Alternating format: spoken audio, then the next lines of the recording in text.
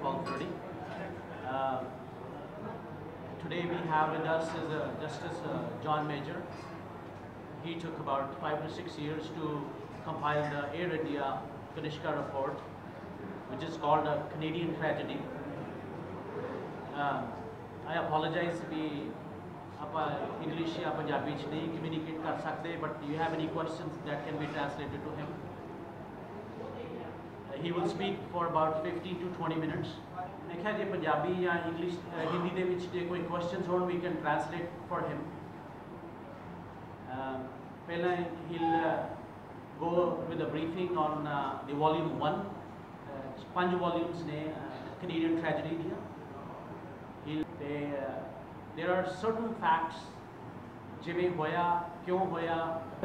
He had a desire कि मैं जाके इंडिया नाले पंजाब visit करा नाले मिला बंदियां नूं. So he with Justice John Major.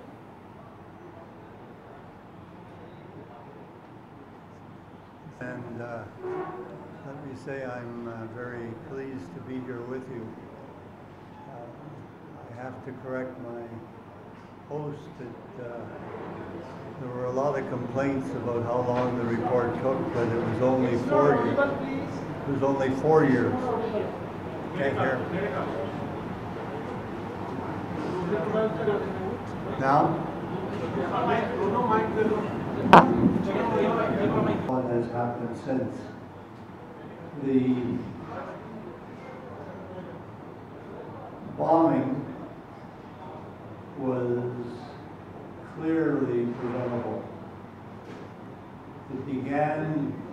It could have stopped at the desk of CP Air in Vancouver. Mr. Singh, no other name, appeared with a one-way ticket to Toronto and wanted to check his luggage through to New Delhi. The counter clerk said she couldn't do that. He had to have a ticket all the way to check his luggage all the way. He put up quite a fuss. She got flustered.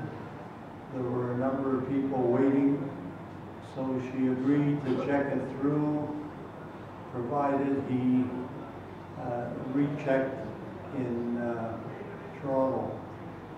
So the suitcase with the bomb was put on CP Air in Vancouver, and Mr. Singh did not get on the airplane. Under ordinary circumstances, it's required that the luggage is reconciled to the passenger. If you check your bag, you have to be on the plane. Otherwise, they now take your bag off the plane. The Europeans for a long time used to line the baggage up outside the tarmac. And when you got on the plane, you picked up your bag. Now they do it with computers. It's effective, but they had the know-how then. It just wasn't implemented. In part, there's been little blame attached to the counter clerk because she was unaware of information that she should have been made aware of. There was information throughout Western Canada that terrorist Sikhs were planning revenge in June of 1985. And in fact, Air India sent to all airports notice that there might be explosives put on Air India flights. In Canada, that information was not widely distributed. CP, for instance, didn't know. Why it was not distributed is part of the reason why the explosion took place. In any event, the bag went to Toronto and it was processed from CP to Air India, again without reconciling the passenger to the baggage. still in Vancouver when the bag was loaded into Air India. One of the complicating factors in loading Air India was that the plane was behind time. It was 2.5 hours late. They were bringing an engine tied to the wing of the 747 to New Delhi for repairs, and that resulted in the plane being late. The manager was anxious to get it off the ground because it costs the airline money to keep the plane on the ground. When Air Canada, or when Air India was loading the flight to New Delhi, they had a conveyor belt with an X-ray machine for the baggage. Can I hear? Yeah.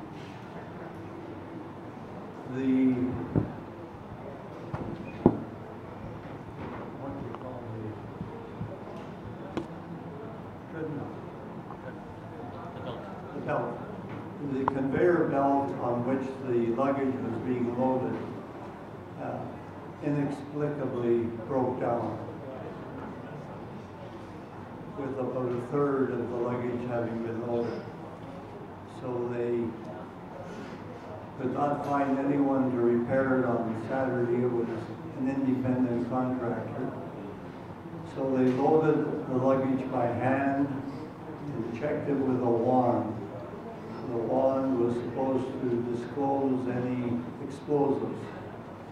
It turned out after the event, when the wand was checked, it's only effective within an inch of an open flame. So the wand was completely useless.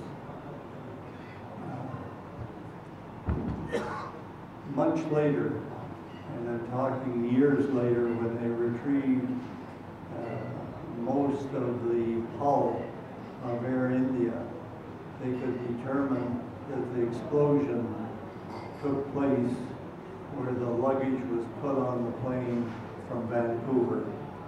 So there's no question that Mr. Singh and his suitcase was what carried the bomb. That's how it happened. Now,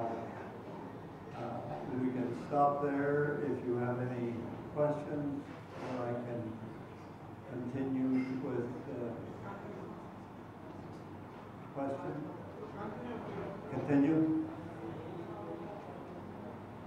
The explosion took place, as you know, over just short of Ireland, and the town of Limerick played a very important part in opening up the village to the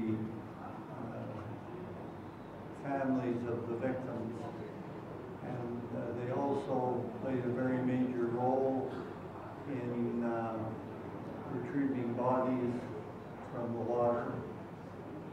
Also significantly, we had several of them at the hearing, and they were all aware that there must have been an explosion. They could smell the acrid odor above water, and the only source of that could have been an explosion. The Canadian ambassador to Ireland had been replaced, and there was no new ambassador there yet. Canada's response in Ireland was very slow, with very few assets to put to the disposal of the victims. But the Irish people did an excellent job in trying to handle that particular part of the crisis. We come then to how could this have happened in Canada, and there's a striking similarity between circumstances in the Punjab and in the province of Quebec. Quebec is the province of Canada, as many of you know. But they voted into power provincially a separatist government, a government dedicated to removing itself from the Union of Canada.